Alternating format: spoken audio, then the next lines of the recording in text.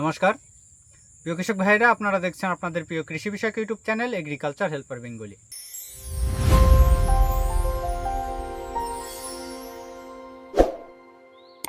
প্রিয় কৃষক ভাইরা, আজ আমরা এই ভিডিওতে যে বিষয়টি নিয়ে আলোচনা করব সেটি হচ্ছে ধান চাষে আমাদের হিউমিক অ্যাসিড এবং ফলভিক অ্যাসিড প্লাস মাইকোরাইজা এর ব্যবহার সম্পর্কে।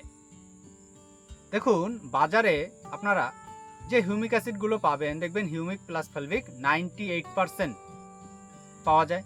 এছাড়া লিকুইড ফর্মে আপনার 5%, 10%, 12%, 22% বিভিন্ন ফর্মে পাওয়া যায়। তো আমরা এখানে কথা বলবো সেটা হচ্ছে আমাদের 98% হিউমিক ফলভিক অ্যাসিড এবং প্লাস হচ্ছে মাইকোরাইজা, এই দুটোর ব্যবহার এবং এই দুটোর কার্যকারিতা গুরুত্ব সম্পর্কে। তাহলে হিউমিক অ্যাসিড ফলভিক অ্যাসিডের কাজ কি? হিউমিক অ্যাসিড এটা হচ্ছে কি একটা জৈব পদার্থ, খনিজ পদার্থ, যেটি কি করে, যেটি আমাদের এই যে ধান গাছের শিকড় বৃদ্ধিতে সাহায্য করবে। আমাদের মাটিতে প্রচুর পরিমাণে কি হয়, ধান গাছের শিকড় বিস্তার লাভ করে এবং যত বেশি ধান গাছ শিকড় বিস্তার লাভ করবে তত কি হবে, ধান গাছ বেশি পরিমাণে মাটি থেকে পুষ্টি গ্রহণ করতে পারবে এবং গাছের গ্রোথে সেটি ভালো কার্যকারী ভূমিকা পালন করবে, পরবর্তীতে আমাদের ফলনে গিয়ে ভালো ফলন দেবে। তাহলে শিকড় বিস্তারের জন্য, নতুন শিকড় তৈরির জন্য আমাদের এই হিউমিক অ্যাসিড অবশ্যই ব্যবহার করা প্রয়োজন। এই হিউমিক অ্যাসিড গাছের মধ্যে তার রোগ প্রতিরোধ ক্ষমতাকে বাড়িয়ে তোলে, গাছের মধ্যে বিভিন্ন ধরনের যে এনজাইম কার্যকারিতা সেগুলোকে বাড়িয়ে তোলে।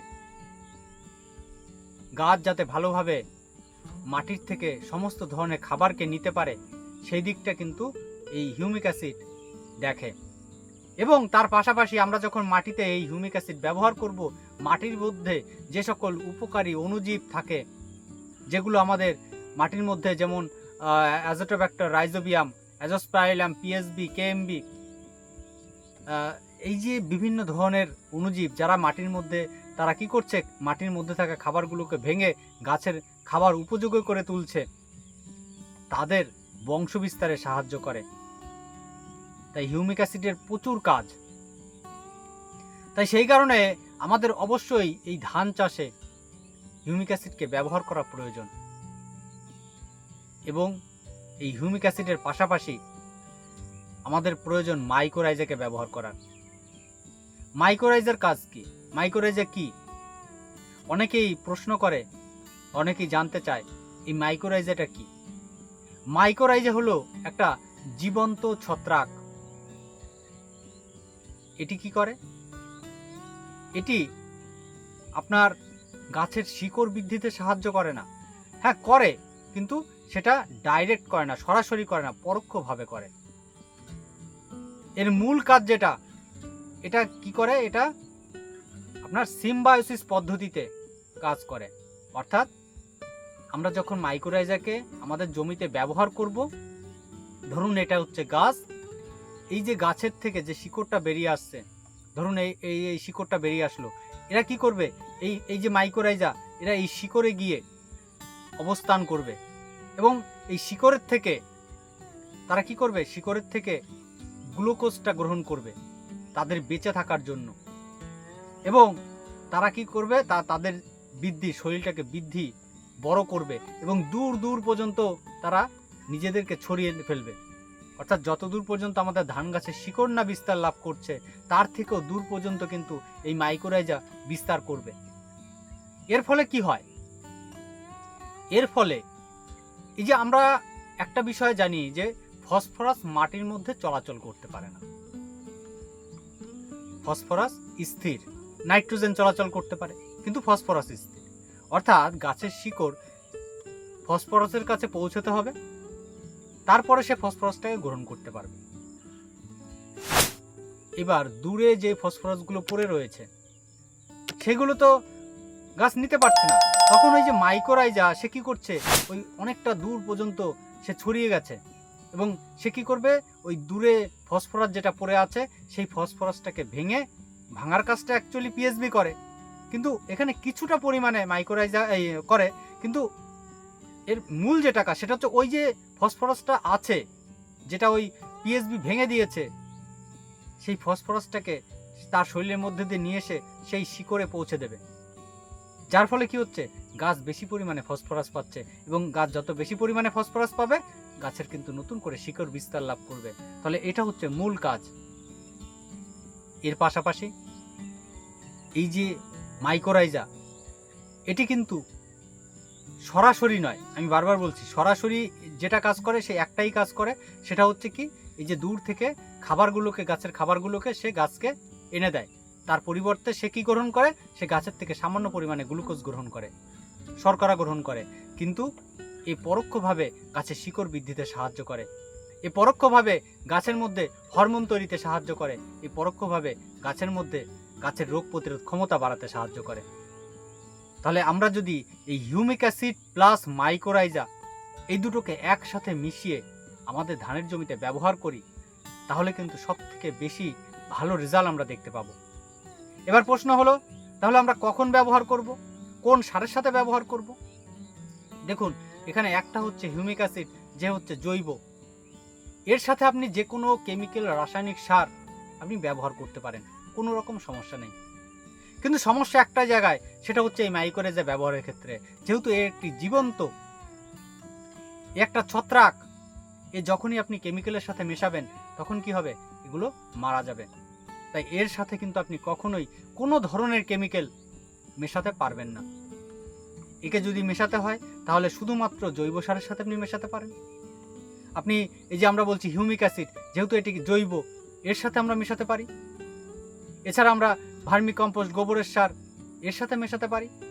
অর্থাৎ যেগুলো জৈব, আমাদের মাটির কোনো ক্ষতি করে না, আমাদের মাটির মধ্যে থাকা অণুজীবের কোনো ক্ষতি করে না, তার সাথেই শুধুমাত্র আমরা মাইক্রোরাইজাকে ব্যবহার করতে পারবো। কারণ এই মাইক্রোরাইজা ব্যবহার নিয়ে আমি দেখেছি অনেকের মধ্যেই একটা বিভ্রান্ত সৃষ্টি হচ্ছে। অনেকেই, আমি সরাসরি বলবো, অনেক কোম্পানির যারা রিপ্রেজেন্টেটিভ আছে, যারা ফিল্ডে গিয়ে এই মাইক্রোরাইজা সম্পর্কে বলছে, তারা বলছে আপনি যে কোনো সারের সাথে আপনি মাইক্রোরাইজাকে ব্যবহার করুন, আপনি রেজাল্ট পাবেন। আমি বলছি আপনি সেখান থেকে 50% থেকেও কম রেজাল্ট পাবেন। আপনি একবার নিজে বিবেচনা করুন, যেখানে একটা কেমিক্যাল, একটা অণুজীব জীবন্ত, সে দুটো একসাথে যখন মিশবে তখন কি করে সে সেই সম্পূর্ণ রেজাল্টটা দেবে। সেখান থেকে যেগুলো খুব শক্ত মজবুত, সেই মাইক্রোরাইজা যে স্পোরগুলো, সেগুলোই বাঁচবে, বাদবাকিগুলো তো নষ্ট হয়ে যাবে। তাই যখনই এই মাইক্রোরাইজাকে ব্যবহার করবেন, আপনি জৈব সারের সাথে মিশিয়ে ব্যবহার করবেন। তাহলে আমরা ধানের জমিতে কখন ব্যবহার করব? ধানের জমিতে যদি আমাদের ব্যবহার করতে হয়, তাহলে আমাদের ব্যবহার করতে হবে কখন? দেখুন, আমি আগের যে ভিডিওগুলো দিয়েছি সেখানে কিন্তু এই বিষয়টা একটা তুলে ধরেছিলাম খুব সংক্ষেপের মাধ্যমে। আজকে পুরোটাই বলে দিচ্ছি। সেটা হচ্ছে, আমরা প্রথম মাটি তৈরি করছি, সেখানে আমরা কেমিক্যাল সার দিচ্ছি। তারপরে কি করছি, আমরা যখন ধানের চারাটা বসাচ্ছি, আমরা 3 থেকে 4 দিনের মধ্যে আমরা সেখানে ইউরিয়া ব্যবহার করছি, এবং আমাদের প্রি-এমার্জেন্স হার্বিসাইড, আগাছানাশক, সেটা ব্যবহার করছি।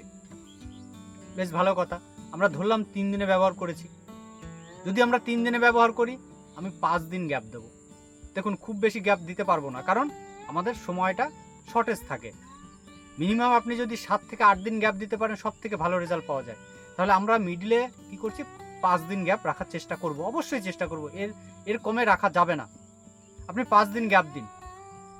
5 দিন গ্যাপ দিয়ে সেখানে আপনি মাইক্রোরাইজা এবং হিউমিক ফলভিক অ্যাসিড, কিছুটা পরিমাণে জৈব সার ব্যবহার করুন।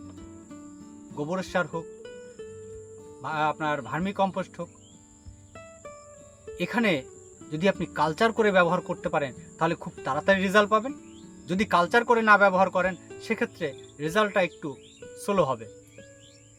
কালচার করার পদ্ধতি আমার চ্যানেলে ভিডিও দেওয়া আছে। বিগত বছর একটা চ্যানেল আমি ভিডিও দিয়েছিলাম বিগত বছরে, তো আপনারা চাইলে সে ভিডিওটা দেখতে পারেন। তো কালচার করে যদি আমরা রাখতে পারি, যখন আমরা ধানের জমিতে রোয়া করব, তখন আমরা কালচার করে রাখলাম। আমরা কি করলাম, আমরা এই যে 8 দিন, 3 দিনে দিলে 8 দিন, 4 দিনে দিলে, আমরা যদি 4 দিন ইউরিয়া সারটা ব্যবহার করি, তাহলে আমরা 9 দিনের দিন। তাহলে এই যে 5 দিন গ্যাপ দিয়ে আমরা কি করছি, এই যে হিউমিক অ্যাসিড আর মাইক্রোরাইজা, এই দুটোকে ব্যবহার করছি কিছুটা পরিমাণে জৈব সারের সাথে। এবার কতটা পরিমাণে আমরা ব্যবহার করব।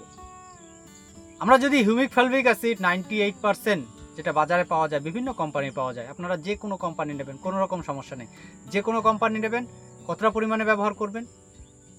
যদি ভালো কোম্পানির হয়, আমি বারবার বলবো, যদি ভালো কোম্পানি হয় তাহলে আপনারা ব্যবহার করবেন 1 বিঘা 33 শতক জমির জন্য আপনারা 600 থেকে 700 গ্রাম।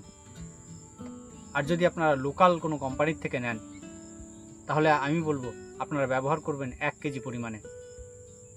মাইক্রোরাইজা কতটা ব্যবহার করবেন? দেখুন, মাইক্রোরাইজা বিভিন্ন কোম্পানির তার যে স্পোর কাউন্ট সেটা আলাদা আলাদা হয়ে থাকে, তাই অবশ্যই যে কোম্পানি নিচ্ছেন তার রেকমেন্ডেড ডোজ কতটা আছে সেটা জেনে নেবেন। আর যেটা সচরাচর বাজারে বেশিরভাগটাই পাওয়া যায় সেটা হচ্ছে 1200 আপনার স্পোর কাউন্ট। এই 1200 স্পোর কাউন্টের যদি আপনি মাইক্রোরাইজা পান তাহলে আপনি ব্যবহার করবেন 1 বিঘা 33 শতক জমির জন্য 2 কেজি পরিমাণে।